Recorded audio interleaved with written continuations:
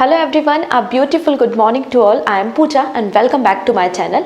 आज हम 4th and 5th of अगस्त के करंट अफेयर डिस्कस करने वाले हैं, क्योंकि कल संडे था और संडे को हमने डेली करंट अफेयर्स नहीं लेकिन हमने वीकली करंट अफेयर्स डिस्कस किया था। आई होप आप लोग ने देख लिया होगा।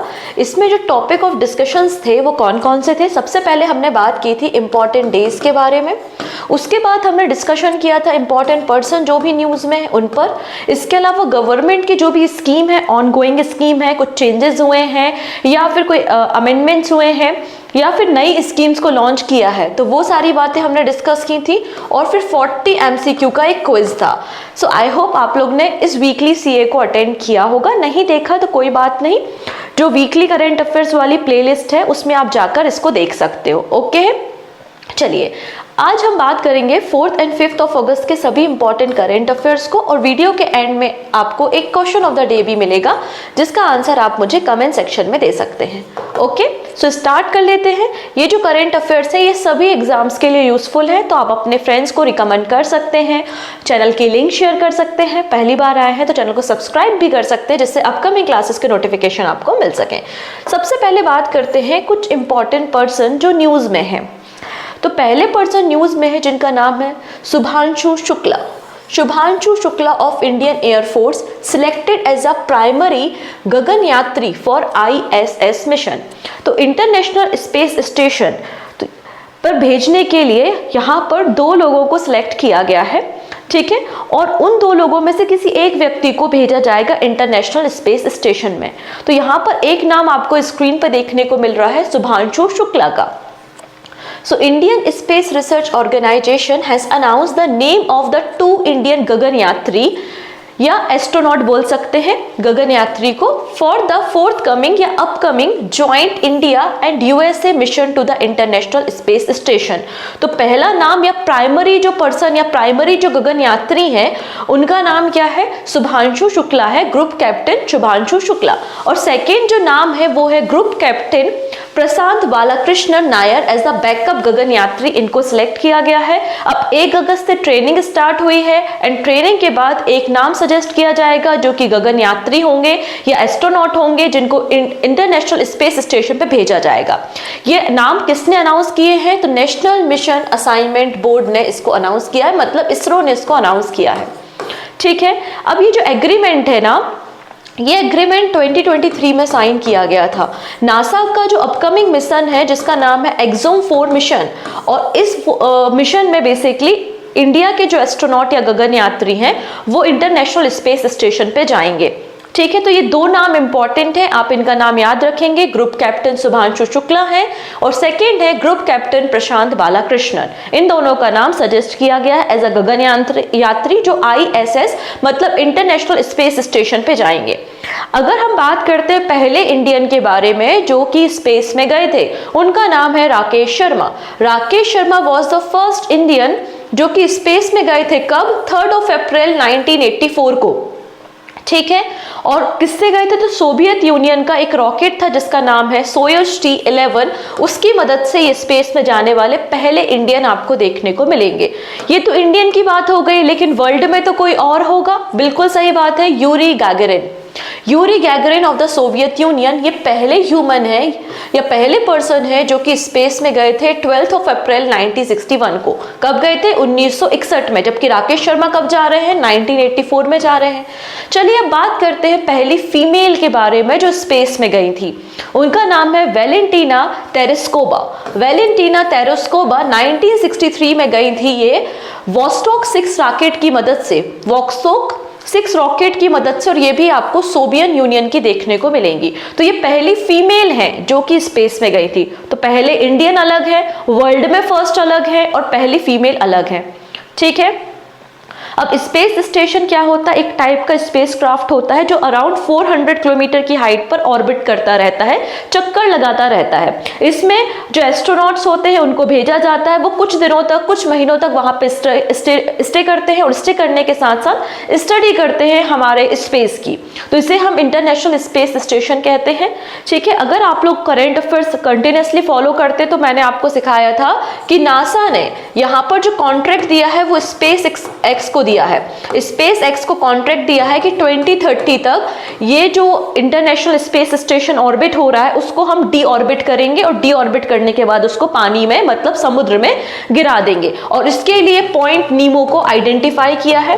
पॉइंट नीमो जिसे graveyard of the spacecraft भी कहते हैं, इसे हम graveyard of the spacecraft भी बोलते हैं।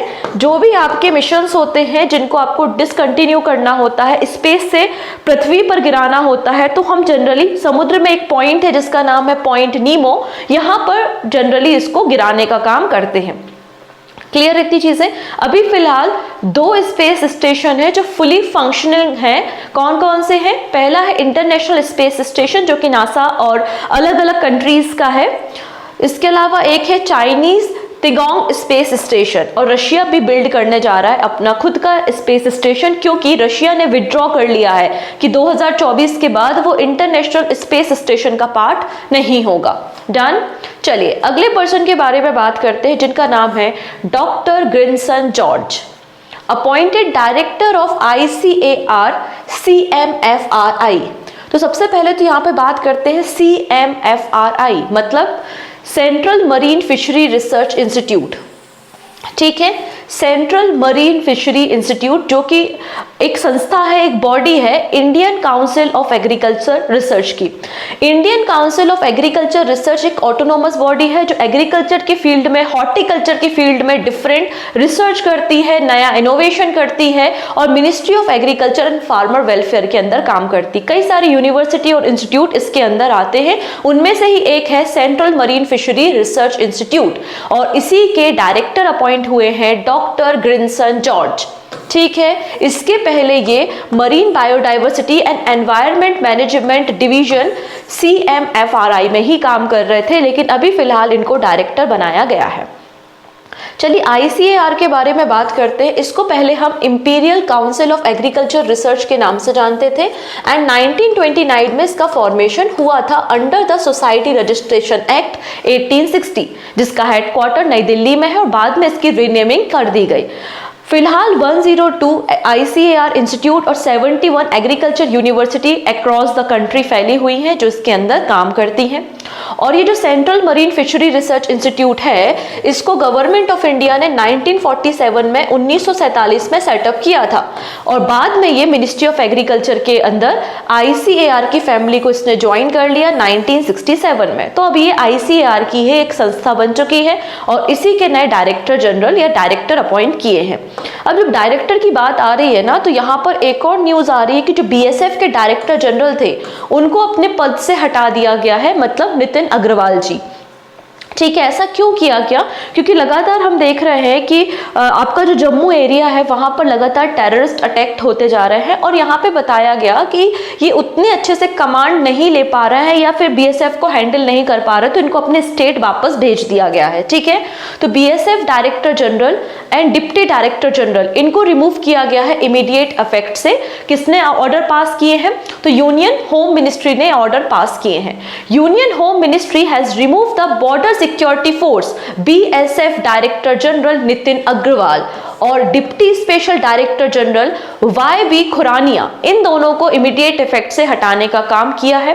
अगर हम BSF के बारे में बात करें तो बॉर्डर सिक्योरिटी फोर्स ये हमारे जो जम्मू, पंजाब, राजस्थान, गुजरात वाला मतलब जो वेस्टर्न इंडिया का पार्ट है वहां पर इसको डिप्लॉय किया जाता है हमारी जो बॉर्डर है उसकी सिक्योरिटी करने के लिए। लगभग 2290 किलोमीटर ऑफ एरिया में आपको BSF देखने को मिलेगी। अब इसके अलावा एक और फैसला लिया गया है मिनिस्ट्री ऑफ होम अफेयर्स ने, जम्मू एंड कश्मीर या जो बॉर्डर एरिया है वहां पर CRPF के अलावा असम राइफल को भी डिप्लॉय किया जाएगा। असम राइफल की भी 1-2 बटालियन को जम्मू भेजा जाएगा वहां की कंडीशन को या वहां की स्थिति को संभालने के लिए। अब यहाँ पर BSF के डायरेक्टर जो थे, डायरेक्टर जनरल नितिन अग्रवाल जी, उनको तो रिमूव कर दिया, लेकिन अब किसी ना किसी को तो एडिशनल चार्जेस देने पड़ेंगे जब तक फाइनल अपॉइंटमेंट नहीं हो जाती। तो SSB सशस्त्र सीमा बल के डायरेक्टर जनरल है दलजीत सिंह चौधरी। कौन है SSB के डायरेक्टर जनरल? तो SSB के डायरेक्टर जनरल है दलजीत सिंह चौधरी, और इनको फिलहाल एडिशनल चार्जेस दिए गए हैं as a director general of BSF। ठीक है, जब तक नई अपॉइंटमेंट नहीं हो जाते या फर्दर ऑर्डर तक आप देखेंगे बीएसएफ के additional director general Daljeet Singh Chaudhary होंगे। इसके अलावा एक और अपॉइंटमेंट की गई है CRPF central reserve police force के स्पेशल डायरेक्टर जनरल अपॉइंट किए गए हैं, जिनका नाम क्या है, अमृत मोहन प्रसाद, जो कि उड़ीसा के सीनियर आईपीएस ऑफिसर हैं, उड़ीसा कैडर से बिलोंग करते हैं। अमृत मोहन प्रसाद, इनको रिसेंटली सीआरपीएफ का स्पेशल डायरेक्टर जनरल बनाया गया है। ठीक है, तो ये थे हमारे कुछ इंपॉर्टेंट पर्सन जो हमने डिस्कस किए। अब हम बात करेंगे स्टेट न्यूज़ पे, नेशनल न्यूज़ पे और इंटरनेशनल इवेंट्स पे। ठीक है, सबसे पहले बात करेंगे झारखंड राज्य से। अब देखिए झारखंड में ना 2025 में इलेक्शन होने वाले हैं, असेंबली इलेक्शन।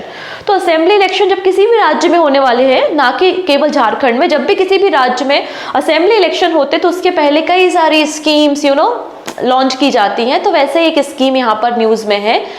झारखंड के जो सीएम है हेमंत सोरेन, उन्होंने मुख्यमंत्री मैया Samman Yojana for women's launch की है। एक्चुअली एक एग्जिस्टिंग स्कीम है जिसको पहले झारखंड बहन बेटी स्वावलंबन प्रोत्साहन योजना कहा जाता था। ठीक है, झारखंड बहन बेटी स्वावलंबन प्रोत्साहन योजना के नाम से इसको जाना जाता था, और इसको एक तरीके से कह सकते हो रिवाइज किया है या वापस से रिलॉन्च किया है, अब जो कहना चाहो कह सकते हो। ऑफिशियली 16 अगस्त में लॉन्च किया जाएगा और पहला जो इंस्टॉलमेंट है वो भी 16 अगस्त को ही भेजा जाएगा। ठीक है, और इसका नाम क्या है इस स्कीम का, मुख्यमंत्री मैया सम्मान योजना फॉर वीमेंस, जो कि महिलाओं को फाइनेंशियल सपोर्ट प्रोवाइड करेगा जो भी स्टेट की एलिजिबल फीमेल्स हैं। यहाँ पर आप देख सकते हैं Jharkhand CM Hemant Soren will officially launch the scheme on the 16 अगस्त 2024। 16 अगस्त को इसे ऑफिशियली लॉन्च किया जाएगा। अगर इस स्कीम के बारे में बात करें तो इस स्कीम में डायरेक्ट बेनिफिट ट्रांसफर के जरिए जो भी स्टेट की एलिजिबल वीमेंस है, जिनकी एज आप देखेंगे 21 to 51 ईयर्स है, उनको 1000 रुपीज पर मंथ प्रोवाइड करेगी state government as a financial assistant. और कह सकते हो कि वीमेन एम्पावरमेंट के लिए यहाँ पर 1000 रुपीज पर मंथ दिया जाएगा जो भी स्टेट की एलिजिबल फीमेल्स है जिनकी एज 21 से 50 ईयर्स के बीच में है। ठीक है, लेकिन कंडीशन है कि जो भी बेनिफिशरीज हैं उनकी एनुअल इनकम, उनकी फैमिली की annual income less than 8 lakh rupees होनी चाहिए। इससे लगभग 48 लाख वीमेन, 48 लाख महिलाएं जो कि झारखंड राज्य से बिलोंग करती है, उनको फायदा मिलेगा। और यहाँ पर स्टेट गवर्नमेंट को additional 4000 crore rupees per month आप देखोगे कि बर्डन देखने को मिलेगा। ठीक है, तो ये है आपकी स्कीम।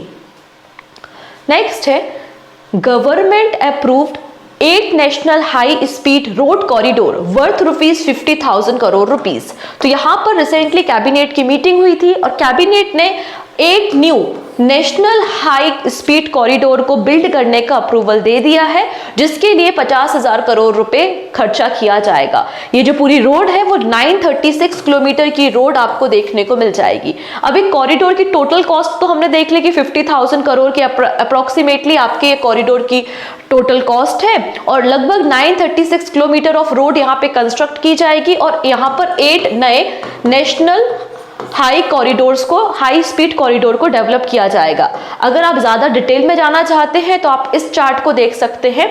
ये वो 8 कॉरिडोर है जिनको बिल्ड किया जा रहा है with total costing of 50,000 approximately. ठीक है, 50,000 करोड़ रुपीस।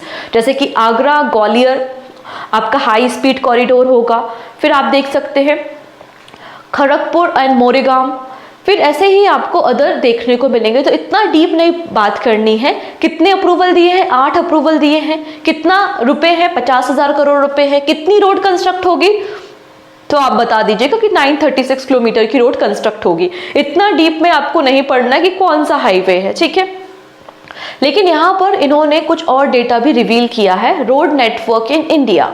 तो यहाँ पर 22-23 एनुअल रिपोर्ट है union ministry of road transport and highway की। इसमें बताया गया है कि हमारे देश का रोड नेटवर्क कितना है और हम वर्ल्ड में किस पोजीशन पे आते हैं। तो अगर हम इंडिया के रोड नेटवर्क के बारे में बात करें तो यूएसए के बाद, अमेरिका के बाद India has the second largest road network. India second largest road network रखता है और इंडिया का जो टोटल रोड नेटवर्क है वो 63.32 लाख किलोमीटर का है। ये आपकी 22-23 की एनुअल रिपोर्ट है जो कि ministry of road transport and highway की आपको रिपोर्ट देखने को मिल जाएगी।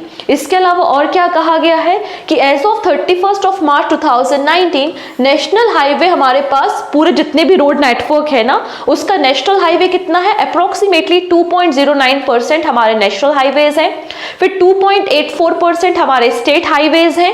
सबसे ज्यादा अगर आपको देखने को मिलेगा तो रूरल रोड्स, जो ग्रामीण रोड होती हैं, वो सबसे ज्यादा देखने को मिलेंगी 71.42%। इसके अलावा मैक्सिमम नेशनल हाईवे कहां पर है, तो मैक्सिमम नेशनल हाईवे आपको महाराष्ट्र में देखने को मिल जाएंगे, जिसकी total length approximately 18,400 kilometre national highway है, जो कि total number of 102 national highway pass होते हैं महाराष्ट्र स्टेट से। महाराष्ट्र के बाद यूपी, यूपी के बाद आप देखेंगे राजस्थान और राजस्थान के बाद एमपी। ये वो स्टेट है जिसमें सबसे ज्यादा नेशनल हाईवे गुजरते हैं या पास होते हैं। ठीक है, तो ये कुछ डेटा है, आप याद रख सकते हैं। ओके, चलिए नेक्स्ट है draft notification to declare Western Ghat as a eco sensitive zone. अभी देखा हमने कि केरला में वायनाड में क्या हुआ, लैंडस्लाइड हुई और काफी सारे लोग 250 प्लस लोगों की जान अभी तक जा चुकी है और बहुत सारे लोग अभी भी मतलब रेस्क्यू ऑपरेशन चल रहा है। हम नहीं जानते आगे कितनी यहाँ पर डेथ्स होंगी। तो यहाँ पे जो वायनाड या केरला का एरिया है वो भी तो आपका वेस्टर्न घाट में आता है और वेस्टर्न घाट जो पूरा एरिया है उसको एक तरीके से already UNESCO world heritage site में डिक्लेयर किया हुआ है। और यहाँ पर एक और नोटिफिकेशन, एक और ड्राफ्ट इशू किया है, अभी पब्लिक डोमेन में रखा गया है, पब्लिक अपनी ओपिनियन देगी, फिर फाइनली वो ड्राफ्ट अप्रूव होगा। ठीक है, तो यहाँ पर सेंट्रल गवर्नमेंट ने 5th ड्राफ्ट नोटिफिकेशन यहाँ पे अनाउंस किया है to declare 56,000 square kilometre of Western Ghat eco sensitive zone. इसमें क्या कहा गया, एक फ्रेश ड्राफ्ट नोटिफिकेशन है और 56,800 स्क्वायर किलोमीटर इतना जो एरिया है वेस्टर्न घाट का, इसको इकोलॉजी सेंसिटिव जोन या सेंसिटिव एरिया डिक्लेयर किया जाएगा। इकोलॉजिकली सेंसिटिव एरिया इसे डिक्लेयर किया जाएगा और ये 6 स्टेट में आपको देखने को मिल जाएगा। वेस्टर्न घाट 6 राज्यों में फैला हुआ है, गुजरात, महाराष्ट्र, गोवा, कर्नाटका, केरला एंड तमिलनाडु। ठीक है, गवर्नमेंट ने यहाँ पे इनविटेशन सजेस्ट करने की बात की है या किसी को कोई ऑब्जेक्शन है तो वो बात की गई है और 60 डेज में आप अपने सजेशन या ऑब्जेक्शन यहाँ पे दे सकते हैं। तो कितना एरिया यहाँ पे अनाउंस किया गया है, तो 56,800 स्क्वायर किलोमीटर का वेस्टर्न घाट का एरिया जो कि 6 स्टेट में फैला हुआ है, इसको इकोलॉजिकल सेंसिटिव एरिया डिक्लेयर करने की बात की है। ऐसा नहीं है कि पहला ड्राफ्ट है। ठीक है, फर्स्ट ड्राफ्ट देखोगे 2014 में अनाउंस किया गया था और कुछ पार्ट को, वेस्टर्न घाट के कुछ पार्ट को आपने इकोलॉजिकल सेंसिटिव एरिया के रूप में डिक्लेयर किया था और फर्दर इसको एक्सपांशन करने की बात की जा रही है, क्योंकि लगातार जिस तरीके से लैंडस्लाइड हो रही हैं और वहां की जो बायोडाइवर्सिटी लॉस्ट होते जा रही है, इसलिए ये स्टेप लिया जा रहा है। ठीक है, after the declare ecological sensitive area to these area, जो आपका 56,000 स्क्वायर किलोमीटर का एरिया है, जब इसको इकोलॉजिकल सेंसिटिव एरिया डिक्लेयर किया जाएगा तो इस पर्टिकुलर एरिया में कोई भी नया कंस्ट्रक्शन, नई बिल्डिंग्स वगैरह नहीं बनेंगी, नए इंफ्रास्ट्रक्चर नहीं बनेंगे। पहली चीज, कोई भी माइनिंग एक्टिविटी नहीं होगी और जो स्टोन वगैरह एक्सट्रैक्ट किए जाते हैं जिसको हम क्वेरिंग कहते हैं, वो एक्टिविटीज भी यहाँ पर नहीं होंगी। ये सारी चीजें चेंजेस हो जाएंगी। It also prohibit new thermal power project. अगर कोई एग्जिस्टिंग थर्मल पावर प्रोजेक्ट है तो वो तो कंटिन्यू रहेगा, लेकिन इस पर्टिकुलर एरिया में कई सारी नदियां निकलती हैं, तो यहाँ पर कोई भी नया थर्मल पावर प्रोजेक्ट को लॉन्च नहीं किया जाएगा। No expansion allowed. जो ऑलरेडी एग्जिस्टिंग आपके प्रोजेक्ट है आप उसमें ही काम करोगे। इसके अलावा कोई भी लार्ज स्केल का कंस्ट्रक्शन प्रोजेक्ट या टाउनशिप बिल्ड नहीं की जाएगी। ऑलरेडी अगर कोई कंस्ट्रक्शन या टाउनशिप है तो उसको आप रिकंस्ट्रक्ट कर सकते हो, रीबिल्ड कर सकते हो, लेकिन नया कोई भी अप्रूवल यहाँ पर नहीं होगा। कब? जब यहाँ पे इस पूरे एरिया को इकोलॉजिकल सेंसिटिव एरिया डिक्लेयर कर दिया जाएगा। अब यहाँ पे जब हम इकोलॉजी सेंसिटिव एरिया के बारे में बात करते हैं वेस्टर्न घाट के, तो दो कमेटी की चर्चा होती है। अब वो दो कमेटी कौन कौन सी है? पहली है गाडगिल कमेटी, जिसको 2011 में सेटअप किया गया था, और दूसरी है कस्तूरी रंगन कमेटी। कस्तूरी रंगन कमेटी के अकॉर्डिंगली 37% इनके अकॉर्डिंगली जो वेस्टर्न घाट का एरिया है वो इकोलॉजिकल सेंसिटिव एरिया है according to Kasturi Rangan committee. ठीक है, अगर हम बात करते हैं गाडगिल कमेटी, तो इनके अकॉर्डिंगली जो पूरा का पूरा वेस्टर्न घाट है, एंटायर वेस्टर्न घाट है, वो पूरा का पूरा इकोलॉजिकल सेंसिटिव जोन है, और इसको अकॉर्डिंग टू द सेंसिटिविटी या अकॉर्डिंग टू द डाइवर्सिटी आप इसको फर्दर 3 कैटेगरी में डिवाइड कर सकते हो। ठीक है, 1, 2 एंड 3। ऐसा रिकमेंडेशन किसने दिया था? गाडगिल कमेटी ने दिया था। तो हमने गाडगिल कमेटी की बातें तो मानी नहीं, हमने कस्तूरी रंगन कमेटी की बातों को जरूर मान लिया था। चलिए अब कुछ बेसिक बातें करेंगे स्टैटिक पॉइंट वेस्टर्न घाट के बारे में। तो वेस्टर्न घाट बताया जाता है कि हिमालय से भी पुराना है, क्योंकि हिमालय तो नया नया माउंटेन है, नया नया बना है। सबसे पुरानी कोई रेंज अगर भारत में है तो वो अरावली रेंज है, राइट। तो यहाँ पर अगर हम बात करें, western Ghat mountain chain is older than the Himalaya. ठीक है, अगर हम इसके लोकल नेम देखते हैं, जैसा कि मैंने मेंशन किया कि 6 स्टेट में आपके वेस्टर्न घाट फैले हुए हैं, यहाँ गुजरात से ये पूरा केरला तक। तो इसके अलग अलग एरिया में अलग अलग नाम जाने जाते हैं, जैसे कि महाराष्ट्र में इसको सह्याद्री कहा जाता है, कर्नाटक इन तमिलनाडु में इसको नीलगिरी हिल्स कहा जाता है, वहीं केरला में आपको अन्नामलाई हिल और कार्डमम पहाड़ियां या फिर आपके इलायची पहाड़ियां देखने को मिलती हैं। और ये क्वेश्चन तो आपको पता है, स्टेट एग्जाम वगैरह पूछ लेते हैं। ये देखो यूपीएससी का 2017 का क्वेश्चन है कि कितने स्टेट में कवर है, तो 6 स्टेट को कवर करता है आपका western Ghat, Kerala, Tamil Nadu, Karnataka, Goa, Maharashtra and Gujarat. ऊपर से नीचे आओगे तो आप ऐसा याद रख सकते हो, गुजरात है, उसके बाद महाराष्ट्र, फिर गोवा हो गया, कर्नाटका हो गया आपका यहाँ पे, इसके बाद तमिलनाडु और केरला आप याद रख सकते हैं। तो इस तरीके से ये 6 राज्यों को कवर करता है। अगर इसके हम टोपोग्राफिकल वेरिएशन के बारे में बात करें, मतलब इसके एलिवेशन या इसके एल्टीट्यूड या इसके हाइट के बारे में बात करें, तो इसका एक एवरेज जो इसकी यहाँ की जो पीक्स है, इनकी एक एवरेज हाइट 1500 मीटर के आसपास आपको देखने को मिल जाएगी। ठीक है, ईस्टर्न घाट के कंपैरिजन में वेस्टर्न घाट कंटिन्यूअस है। ठीक है, और ईस्टर्न घाट के कंपैरिजन में वेस्टर्न घाट जो है इसकी पीक्स भी ज्यादा है या एलिवेशन भी ज्यादा है, और हाइट जो है वो नॉर्थ टू साउथ इंक्रीज होते जा रही है। नॉर्थ से साउथ यहाँ पर जो हाइट है वेस्टर्न घाट की वो इंक्रीज होते हुए जाएगी, आपको देखने को मिल जाएगी। ठीक है, अगर हम बात करते हैं मेजर रिवर्स जो ओरिजिनेट होती हैं आपके इस पूरे एरिया से, मतलब वेस्टर्न घाट से, तो कई सारी मेजर रिवर्स है, जैसे कि गोदावरी रिवर, कृष्णा, कावेरी, महानदी, ये सभी नदियां आपको वेस्टर्न घाट से ओरिजिनेट होते दिखेंगी। अब यहाँ पे कई सारे हिल स्टेशन है आपके वेस्टर्न घाट में, जैसे कि ऊटी आपको नीलगिरी हिल्स में मिल जाएगा, ये क्वेश्चन भी एग्जाम में पूछा है। कोडे कैनाल आपको पालनी पहाड़ियों पे, पालनी हिल्स पे मिल जाएगा, और मुन्नार आपको अन्नामलाई हिल्स पे देखने को मिलेगा। तो ये क्वेश्चन भी ऐसे के ऐसे अगर आप देखना चाहो तो पीवाईक्यू देखिए, पीवाईक्यू में ये क्वेश्चंस आपको मिल जाएंगे। ऊटी किस पहाड़ी पे है, तो नीलगिरी पहाड़ी पे, और कोडे कैनाल किस पहाड़ी पे है, तो आपको पालनी पहाड़ी पे देखने को मिलेगा। अब इस पूरे के पूरे वेस्टर्न घाट की हाईएस्ट पीक क्या है, वेस्टर्न घाट की हाईएस्ट पीक क्या है, तो आंसर हो जाएगा अन्नामुड़ी। अन्नामुड़ी की जो हाइट है ये बेसिकली अन्नामलाई हिल का पार्ट है अन्नामुड़ी, और ये हाईएस्ट पीक ऑफ पेनिनसुला प्लेटियो आपको देखने को मिलेगा 2695 मीटर। ठीक है, और ईस्टर्न घाट और वेस्टर्न घाट कहां पर कन्वर्ज होते हैं, कहां पर मिलते हैं, तो नीलगिरी हिल्स पे आप देखेंगे ईस्टर्न घाट और वेस्टर्न घाट आपको मिलते हुए दिखाई देंगे। डन इतनी चीजें। चलिए नेक्स्ट बात करते हैं पालनी, आपका पालनी हिल आप देख सकते हैं, ये पालनी हिल है। ठीक है, ये आपकी नीलगिरी हिल्स है, ये पालघाट, अन्नामुड़ी रेंज है, और कार्डमम पहाड़ियां आपको मिलेगा, और लास्ट में आपको सैन कोट्टा गैप देखने को मिल जाएगा। इस तरीके से आपका वेस्टर्न घाट है। तो जैसा कि मैंने मेंशन किया कि अन्नामुड़ी हाईएस्ट पीक है अन्नामलाई और साउथ इंडिया की, वहीं सेकंड नंबर पे डोडा बेट्टा है। डोडा बेट्टा आपको नीलगिरी हिल में देखने को मिलेगा। तो नीलगिरी हिल की, ये तमिलनाडु की जो हाईएस्ट पीक है, second highest peak of the south India, वो डोडा बेट्टा है। अगस्ता मलाई आपको कार्डमम हिल में देखने को मिलेगा, और कार्डमम हिल की जो हाईएस्ट पीक है वो अगस्ता मलाई आपको देखने को मिल जाएगी।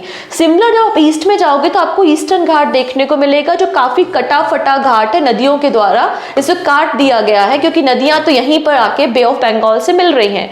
सो महेंद्रगिरी हिल, महेंद्रगिरी हिल आपको उड़ीसा स्टेट में देखने को मिलेगी, जो कि हाईएस्ट पीक है आपके ईस्टर्न घाट से। अब आपको कैसे पता चलेगा कि आपको ज्योग्राफी में कितना पढ़ना है, कौन से क्वेश्चन पूछे जा रहे हैं, किन क्वेश्चंस पे काम करना है? तो इसके लिए एक शॉर्ट ट्रिक ये है कि आप यहाँ पर ज्योग्राफी PYQs देख सकते हैं। प्रीवियस ईयर क्वेश्चन पिछले 5 साल के और 500 से ज्यादा क्वेश्चन इसमें है। SSC CGL और डिफरेंट SSC एग्जाम्स को कवर किया गया है। तो ये आप PDF डाउनलोड कर सकते हो और आपको एक आइडिया हो जाएगा किस टॉपिक से कितना पढ़ना है और लेवल क्या है क्वेश्चन का। अगर आप CHSL दे रहे हो तो उसमें क्या लेवल है, CGL या JEE दे रहे हो तो उसमें क्या लेवल आपको पढ़ना है। तो ये इन्फॉर्मेशन आपको कैसे मिलेगी, इस PYQ सेट से मिल जाएगी। सिमिलर आपके पास स्टैटिक GK के लिए भी PYQs है, हिस्ट्री भी है, पॉलिटी भी है, इकोनॉमी भी है। आप इन सारी PDFs को डाउनलोड कर सकते हैं इजिली। कहाँ से डाउनलोड करेंगे, कल कुछ बच्चों ने मुझे WhatsApp पे मैसेज भी किया था, तो वापस से रिपीट कर देती हूँ। आप प्ले स्टोर पे जाना, प्ले स्टोर में जाके आप सर्च करना पूजा जैन क्लासेस। ओके, पूजा जैन क्लासेस आपको एक एप्लीकेशन मिल जाएगा, उसमें ऐसा लोगो भी आपको देखने को मिलेगा। इसको आप डाउनलोड कर लेना एंड डाउनलोड करने के बाद जो मैगजीन वाला सेगमेंट है ना, उसमें आपको ये सारी PDF मिल जाएंगी। इसके अलावा यहाँ पर जब आप फ्री नोट्स वाली कैटेगरी में जाओगे ना, तो उसमें आपको जैसे कि कल का वीकली करंट अफेयर्स हो गया, आज का ये डेली करंट अफेयर्स हो गया, इन सब की PDF यहाँ पर मिल जाएंगी। इसके अलावा जब एप्लीकेशन को आप डाउनलोड भी करते हो तो वहां पर आपको एक WhatsApp नंबर भी मिलता है ओनली फॉर मैसेज, तो आप उसमें मैसेज भी कर सकते हो अगर आपको कोई PDF से रिलेटेड या फिर करंट अफेयर से रिलेटेड कोई डाउट है। ठीक है, इसके अलावा आप ये टेलीग्राम चैनल है, इसे भी ज्वाइन कर सकते हो फर्दर अपडेट के लिए। Okay done. चलिए नेक्स्ट बात करते हैं सैरोगेट एडवर्टाइजिंग।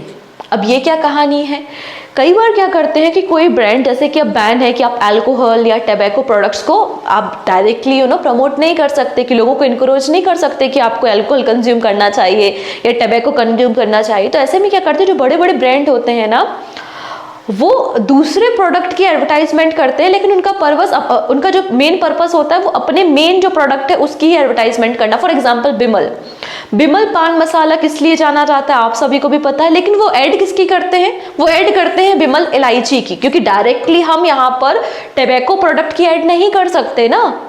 तो यहाँ पे वो ऐड किसकी करते हैं, इलायची की, लेकिन उनका पर्पस क्या इलायची बेचना है, नहीं, उनका पर्पस तो बिमल पान मसाला बेचना है। आप मेरी बात समझ पा रहे होंगे, इसे ही हम सैरोगेट एडवर्टाइजिंग कहते हैं।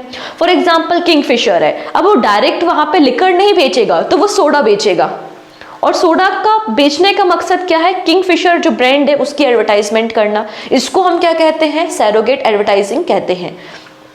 The word surrogate means substitute. Usually brand use surrogate advertising to promote product that cannot be advertised directly due to the legal or social restrictions. तो डायरेक्टली उनको प्रमोट नहीं कर सकते, तो बैकग्राउंड में आप लेके प्रमोट कर लेते हैं, सिंपल सी बात है। रिसेंटली न्यूज में क्यों है, यूनियन हेल्थ मिनिस्ट्री ने रिसेंटली BCCI मतलब आपका board of control for cricket in India and SAI sport authority of India को स्टेप लेने के लिए कहा है कि आप ऐसे कुछ स्ट्रिक्ट पॉलिसीज बनाओ और रूल्स बनाओ कि आपके जो भी स्पोर्ट पर्सन है वो ऐसे किसी प्रोडक्ट की एडवर्टाइजिंग ना करें या सैरोगेटेड जो एडवर्टाइजिंग है उससे बचें, जो कि हमारी कंट्री में बैन है। ठीक है, मतलब टबैको के प्रोडक्ट या अल्कोहल के डायरेक्ट प्रोडक्ट की एडवर्टाइजमेंट में तो आप इन्वॉल्व नहीं होगे, ऑब्वियस सी बात है। इसके अलावा जो सैरोगेटेड एडवर्टाइजमेंट है उससे भी आपको अपने स्पोर्ट पर्सन को बचाना है। ये बात यहाँ पे रिसेंटली मिनिस्ट्री ऑफ हेल्थ ने कही है और BCCI और आपकी स्पोर्ट अथॉरिटी ऑफ इंडिया को मेजर्स लेने के लिए कहा है, इसलिए ये टर्म आपको न्यूज में देखने को मिलेगा। आई थिंक आपको समझ में आ गया होगा कि सैरोगेट एडवर्टाइजिंग होती क्या है। नेक्स्ट बात करते हैं KIIT मतलब Kalinga institute of industrial technology deemed to be university awarded prestigious UN ECOSOC special consultative status. अब ये क्या बातें कह दी गई, एक बार देख लेते हैं। So Kalinga institute of industrial technology जो कि भुवनेश्वर में लोकेटेड है, has been granted the distinguished special consultative status by the United Nations Economic and Social Council। Actually इन्होंने एक एग्रीमेंट साइन किया था यूनाइटेड नेशन के सस्टेनेबल डेवलपमेंट गोल को प्रमोट करने के लिए, और इन्होंने काफी अच्छे से प्रमोट किया। इनके कॉलेज के जो भी स्टूडेंट है वो भी इस एक्टिविटी में इन्वॉल्व थे, इसलिए इन्हें जो SDG या सस्टेनेबल डेवलपमेंट गोल के डायरेक्शन में काम करने के लिए ये special status recently United nation economy and social council ने दिया है। सिंपल सी बात है, ठीक है। यहाँ पर आप देखेंगे KIIT has signed N MOU with UN volunteers, ठीक है। पहला इस तरीके का एग्रीमेंट साउथ एशिया की किसी यूनिवर्सिटी ने यूनाइटेड नेशन के सस्टेनेबल डेवलपमेंट गोल के साथ एग्रीमेंट साइन किया था। इसमें बेसिकली मकसद क्या था, जो KIIT के स्टूडेंट्स हैं वो यूनाइटेड नेशन की एजेंसीज के साथ मर्ज होके या उनके साथ मिलके सर्व करेंगे सस्टेनेबल डेवलपमेंट गोल डायरेक्शन में, मतलब काम करेंगे। KIIT का फॉर्मेशन 1992 में हुआ था और इसके जो फाउंडर हैं उनका नाम है अच्युत समंता, ठीक है। नेक्स्ट है India commit $85 million to WHO global traditional medicine centre. अभी पहली बार कोई कमिटमेंट नहीं हो रहा और पहली बार ऐसा कोई नया प्रोजेक्ट है नहीं। पहले इसका बैकग्राउंड समझते हैं, फिर हम करंट अफेयर्स से इसको लिंक कर लेंगे, ठीक है। देखेंगे यहाँ पर WHO और मिनिस्ट्री ऑफ आयुष ने साथ में मिलकर WHO global centre for traditional medicine को लॉन्च किया है जामनगर गुजरात में, ठीक है। तो WHO in the collaboration with ministry of Ayush has set up WHO Global Center for Traditional Medicine in the Jamnagar, Gujarat. It is the only global center for the traditional medicine. ये world का पहला है, इकलौता है जो कि traditional medicine को promote करता है, आयुर्वेदा, योगा, सिद्धा, यूनानी पद्धतियों को प्रमोट करता है कि आपको इस तरफ काम करना चाहिए, इस तरीके की जो चीजें हैं उससे भी आप अपना ट्रीटमेंट करा सकते हैं। सिंपल सी बात है। अब प्राइम मिनिस्टर नरेंद्र मोदी ने ये जो WHO global centre for traditional medicine है इसको सेटअप कब किया था, इसका फाउंडेशन स्टोन रखा था 19 अप्रैल 2022 में in the presence of WHO director general, और यहाँ पे prime minister of Mauritius Pravind Kumar Jugnauth भी उस समय यहाँ पर प्रेजेंट थे, ठीक है। गवर्नमेंट ऑफ इंडिया ने प्रपोज किया था कि हम $250 मिलियन का इन्वेस्टमेंट करेंगे, तो उसी के अंदर $85 मिलियन का अभी रिसेंटली इन्वेस्टमेंट किया है। करना कितना है, $250 मिलियन का इस पूरे सेंटर को बिल्ड करने के लिए। तो आप देखेंगे ministry of AYUSH, government of India has signed an agreement with the World Health Organization of United Nation to provide $85 million to the WHO global traditional medicine centre in the Jamnagar Gujarat over a period of 10 year 2022 to 2032, ठीक है। तो 10 सालों के लिए यहाँ पे $85 million का investment government of India कर रही है जामनगर गुजरात में, ठीक है। ये इंतरिम रूप से ऑलरेडी वर्किंग था, अब यहाँ पे इस फंडिंग के साथ ये पूरी तरीके से काम करना शुरू कर देगा जिसपे हम रिसर्च वर्क कर सकेंगे ट्रेडिशनल मेडिसिन में, ठीक है। ये सारी बातें यहाँ पे कही गई हैं।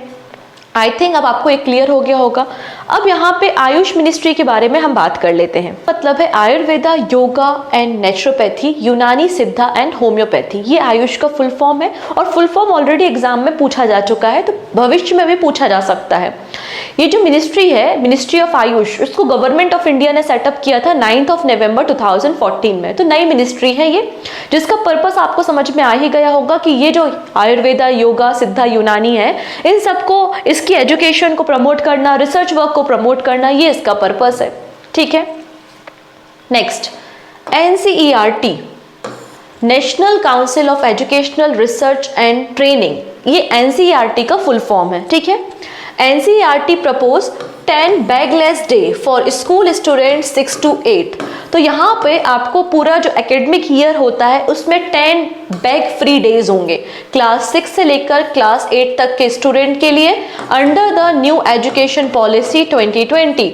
ये अनाउंसमेंट रिसेंटली NCERT मतलब national council of educational research and training ने की है, जिससे जो एकेडमिक प्रेशर है स्टूडेंट पे उसको हम रिड्यूस कर सके। और ये जो 10 दिन होंगे जब बच्चे बैग लेकर स्कूल में नहीं आएंगे तो इनको कई सारी जो एक्टिविटीज हैं, लर्निंग है, इसके अलावा आपका hand on learning, vocational experience, ये सारी चीजें इस 10 दिनों में करवाई जाएंगी। ये जो प्रोग्राम है इसको डेवलप किसने किया है, तो डेवलप्ड बाय पंडित सुंदरलाल शर्मा, ठीक है, central institute of vocational education, the vocational educational unit of the NCERT, इसके द्वारा ये डेवलप किया गया है under the new education policy 2020, ठीक है। तो 10 दिन आपको बैग लेके नहीं जाना है, सिंपल सी बात है। अब यहाँ पे आप न्यूज में देख रहे हो कि मैसूर में कुछ तो भी चल रहा है, ठीक है। क्या चल रहा है हम देख लेते हैं। तो मूडा स्कैम। अब मूडा क्या है, मूडा का मतलब समझते हैं मैसूर अर्बन डेवलपमेंट अथॉरिटी। देखो मैं बैकग्राउंड समझा देती हूँ, ठीक है। कोई आपसे नहीं लिखने बोल रहा है कि मूडा स्कैम क्या है, कोई आपसे नहीं पूछ रहा, सिंपल पूछेगा कि मूडा स्कैम किस स्टेट से एसोसिएटेड है, तो कर्नाटका से है। क्वेश्चन तो इतना ही बनेगा ना, लेकिन जनरल नॉलेज के लिए आपको पता होना चाहिए कि आखिरकार ये हो क्या रहा है, क्यों लोग प्रोटेस्ट कर रहे हैं, मामला क्या है। तो मूडा स्कैम, मूडा का मतलब है यहाँ पर मैसूर अर्बन डेवलपमेंट अथॉरिटी, जिसको originally city improvement trust board के नाम से जाना जाता था। इट वॉज स्टेब्लिश इन 1904, 1904 में इसका फॉर्मेशन हुआ था। नाम से समझ में आ रहा है Mysore urban development authority, Mysore area में अर्बन डेवलपमेंट करना, अर्बन प्लानिंग करना, उसके लिए इसका फॉर्मेशन किया गया था। अब सिंपल सी बात है, जब आप अर्बन प्लानिंग की बात करते हो, आपको नए हॉस्पिटल बनवाने हैं, कम्युनिटी सेंटर बनवाने हैं, नया रोड कंस्ट्रक्ट करवानी है, नए पार्क बिल्ड करने हैं, तो उस सब के लिए आपको जमीन की रिक्वायरमेंट तो होगी। और किसी का ऑलरेडी घर है, या जब कोई नेशनल हाईवे जाता है, स्टेट हाईवे जाता है, किसी का घर है, तो गवर्नमेंट क्या करती है, उस घर को, उस प्रॉपर्टी को खरीद लेती है और बदले में क्या करती है, कंपनसेट करती है। यही तो होता है, वही यहां पर भी होना था। One of its role is to acquire land for the residential layout। तो जो रेसिडेंशियल लेआउट या टाउनशिप है, उसके लिए आपको जमीन एक्वायर करनी थी, ठीक है। However, Muda has faced legal problem due to the incomplete land acquisition। यहाँ पर इसको प्रॉब्लम हो रही थी क्योंकि कंप्लीटली लीगली वो एक्वायर नहीं कर पा रहे थे जमीन को, ठीक है। अब इसके अलावा जिन लोगों की आपने यहाँ पे प्लॉट्स को एक्वायर किया है, आप उनको क्या करोगे, कंपनसेट करोगे। तो कंपनसेशन में काफी डिले हो रहा था, तो नंबर ऑफ एप्लीकेशंस फाइल हो रही थी कि हमको कंपनसेशन दो, हमारी जमीन को आपने एक्वायर किया है। उनमें से एक जमीन किसकी थी, जो कर्नाटका के चीफ मिनिस्टर है सिद्धारमैया, उनकी वाइफ है पार्वती, उनकी भी जमीन थी। और इनका कहना है कि मेरी जमीन पे पार्क बनाया गया है, और इन्होंने भी कई बार एप्लीकेशन दी कंपनसेशन के लिए। तो कंपनसेशन मूडा स्कीम के अंदर कंपनसेशन इनको दिया गया, लेकिन कंपनसेशन का जो अमाउंट था वो एक्चुअल जमीन के अमाउंट से बहुत ज्यादा इनको दे दिया गया, क्योंकि हो सकता है ये कर्नाटका के चीफ मिनिस्टर की वाइफ थी, मे बी पॉसिबल, ठीक है। तो यहाँ पर इनको जो जमीन, मतलब इनकी जो जमीन एक्वायर की थी, उसका जो कंपनसेशन मिलना था वो इनकी जमीन की वैल्यू से कई ज्यादा गुना कंपनसेशन दे दिया गया। तो यही मामला डिस्प्यूट का रीजन आपको देखने को मिल रहा है। Mister Siddaramaiah and the Congress leader have clarified that the allotment of the residential site to the Mrs Parvati was with in the legal framework. इनका कहना है कि लीगल फ्रेमवर्क के अंदर जो 50:50 का रेशियो है, उसी के अंदर हमको कंपनसेशन मिला है, लेकिन ऐसा इनका क्लैरिफिकेशन है। लेकिन लोगों का कहना है, अदर अपोजिशन पार्टी का कहना है कि जो कंपनसेशन मिला है वो उनकी जमीन की प्रॉपर्टी से ज्यादा इनको कंपनसेशन दिया गया है। अब ये जो 50:50 रेशियो है, इसको मूडा स्कीम में 2020 में लाया गया था। इसका क्या मतलब है, this plan gives 50% of the developed land to the original land owner and allow MUDA to keep the other half. मतलब आपकी एरिया में कोई टाउनशिप बनाई है, हमने आपका एरिया एक्वायर किया है, तो 50% ओनरशिप आपके पास होगी और 50% ओनरशिप जो है वो मूडा के पास होगी। इस तरीके से काम कर रहा है, इसलिए ये मामला न्यूज में है। हमें नहीं जाना है ज्यादा डीप में, हमारे एग्जाम के लिए इंपॉर्टेंट नहीं है, बस मूडा स्कैम कहाँ से है या स्कीम कहाँ से एसोसिएटेड है, तो आंसर हो जाएगा कर्नाटका से है, मैसूर से है। इसका फुल फॉर्म क्या है, तो Mysore urban development authority, that's it. Next है, अब यहाँ पे आप लोग ने सीपीआई के बारे में तो सुना होगा, ठीक है, सीपीआई, ठीक है। तो सीपीआई में क्या होता है, आपका जो कमोडिटीज होती हैं, जो डेली लाइफ में हम चीजें इस्तेमाल करते हैं, कंज्यूमर प्राइस इंडेक्स, मतलब जो हम डेली लाइफ की चीजें हैं कि गेहूं खरीदते हैं, चावल खरीदते हैं, आटा खरीदते हैं, दाल खरीदते हैं, इनके जो प्राइसेस में इन्फ्लेशन हो रहा है उसको मेजर करने का इंडेक्स कौन सा है, सीपीआई है। वैसे जो होलसेल में आपके प्रोडक्ट्स होते हैं उसके लिए डब्ल्यूपीआई होता है। तो कंज्यूमर प्राइस इंडेक्स जो कि मदद करता है इन्फ्लेशन को मेजर करने के लिए, जिसका बेस ईयर 2011-12 है। 2011-12 की तुलना में अब प्राइस कितने हैं, मान लेते 2011-12 में 1 kg आपका वीट 10 रुपीज का था। अब 1 kg जो वीट है वो आपका फॉर एग्जाम्पल 25 रुपीज का है, तो ये क्या है, आपका इन्फ्लेशन है। ये आपकी क्या है, एक समय के बाद महंगाई दर बढ़ी है। तो इस तरीके से सीपीआई कैलकुलेट किया जाता है, जो एसेंशियल कमोडिटीज होती है, जो डेली लाइफ में लोगों को रिक्वायर्ड होती हैं।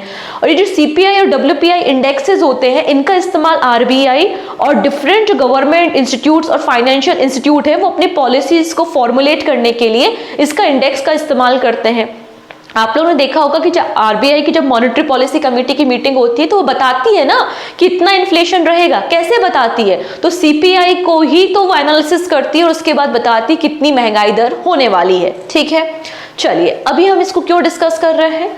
Price monitoring system mobile application 4.0 launch to the curb inflation. यहाँ पर ये प्रहलाद जोशी जी हैं और इन्होंने एक नया एप्लीकेशन लॉन्च किया है, price monitoring system mobile application 4.0, जिससे हम क्या कर सके, थोड़ा सा इन्फ्लेशन को खत्म कर सके या कम कर सके, सिंपल सी बात है। ठीक है, अब इसमें एडिशनल 16 कमोडिटीज को एड ऑन किया है। ऑलरेडी 22 कमोडिटीज थी इसके अंदर, मतलब 22 प्रोडक्ट ऑलरेडी थे, अभी 16 प्रोडक्ट को और एड ऑन कर दिया गया, तो टोटल जो कमोडिटीज हो गई हैं वो 38 कमोडिटीज हो गई हैं जिन पे हम मेजर करेंगे CPI. The price data monitored by the department provide advance input for policy decision for the government, RBI and analysis regarding the CPI inflation. मतलब यहाँ पे 16 नए प्रोडक्ट्स को आप देख सकते हैं, जैसे कि बाजरा, ज्वार, रागी, sooji, maida, besan, ghee, butter, brinjal, egg, black pepper, ये कुछ 16 आइटम्स है जिनको ऐड ऑन कर दिया है। 22 आइटम पहले से थे, 38 आइटम्स इस पूरे पोर्टल में हो गए हैं जिनसे हम मेजर करेंगे क्या, अपना सीपीआई। ठीक है, पहले जब 22 आइटम थे, जब 22 कमोडिटीज थी, तो ये सीपीआई का वेटेज कितना था, 26.5% था। लेकिन यहाँ पे जब और हमने यहाँ पे कमोडिटीज को ऐड कर दिया तो आपका सीपीआई का जो परसेंटेज हो गया वो 31% हो गया। ठीक है, तो इससे हम थोड़ा बहुत इन्फ्लेशन को खत्म कर पाएंगे, कम कर पाएंगे, ये इनका पर्पस है। ठीक है, चलिए नेक्स्ट बात करेंगे। इनका नाम है दीपेंद्र गोयल। अगर आप लोग शार्क टैंक देखते हैं तो आए हुए थे दीपेंद्र गोयल, और ये जोमेटो के फाउंडर हैं, सीईओ हैं। ठीक है, अब जैसे कि आप लोग ने देखा होगा कि बुक माई शो, तो बुक माई शो से क्या करते हो आप लोग, टिकट बुक करते हो, या आप लोग कई सारे और एप्लीकेशंस यूज़ करते हैं डाइन आउट करने के लिए, मूवी टिकट बुक करने के लिए, स्पोर्ट टिकट बुक करने के लिए, तो क्यों ना एक ही प्लेटफॉर्म पे आपको ये सारी चीज़ें मिल जाएं।